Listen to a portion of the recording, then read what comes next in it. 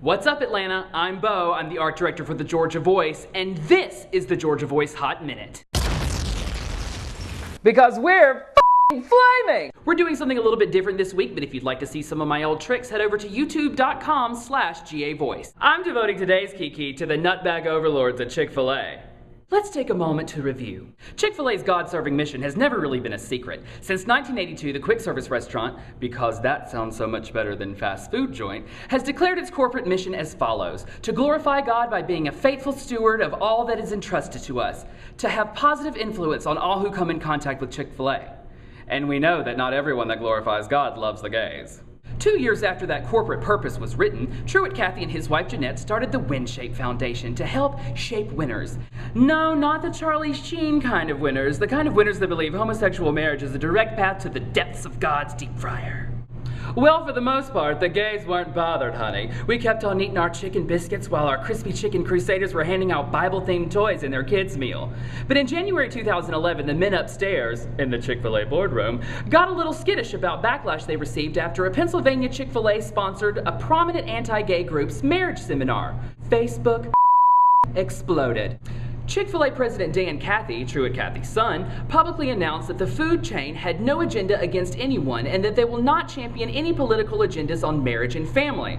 That was the first nugget of not truth. Equality Matters, a project of Media Matters that fact-checks all sorts of gay-related issues, investigated and found that Chick-fil-A's nugget of not truth was dipped in anti-gay Polynesian sauce to the tune of $1.1 million.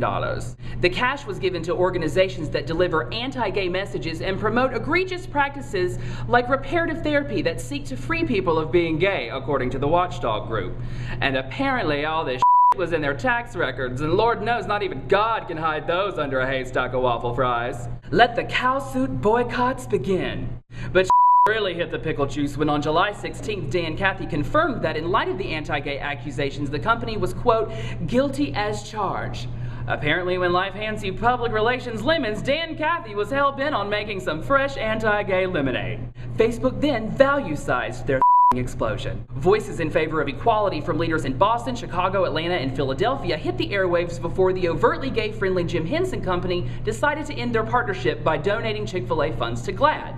Not long after, this picture of a Chick-fil-A sign apparently explaining that the Jim Henson toys were recalled for safety reasons surfaced online. I'm not sure anyone can say this sign actually existed, but when asked about the funky timing, Chick-fil-A said they pulled the toys one day before the Henson Company announced they were parting ways.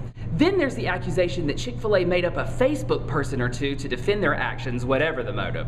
Evidence that supported this included that the first Chick-fil-A defender's profile was created just 8 hours before the supportive comments were made, and that a stock photo was used to represent the supposedly imaginary Facebook person. You know it's a chicken company, but girl, something smells fishy.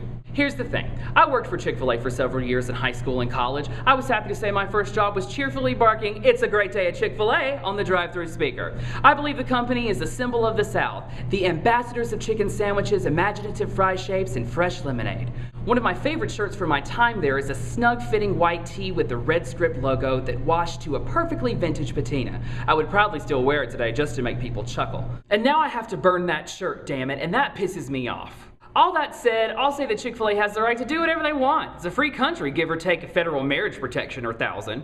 And Dan Cathy has the right to his Jesus chicken just as much as you have the right to never eat there. What I don't like is all this guilt tripping going on about people who aren't as adamant about boycotting. Who cares if someone likes Chick-fil-A on Facebook? Don't hate someone just because that bootleg chicken they make at home doesn't have that delicious anti-gay flavor you can only find at Chick-fil-A. I believe Chick-fil-A's long drive-through line from glorifying God to vilifying gay marriage is just another complicated order. But I'm not gonna crush your ice dreams if you can't live another moment without that banging coleslaw. But I won't be joining you, and that's my pleasure.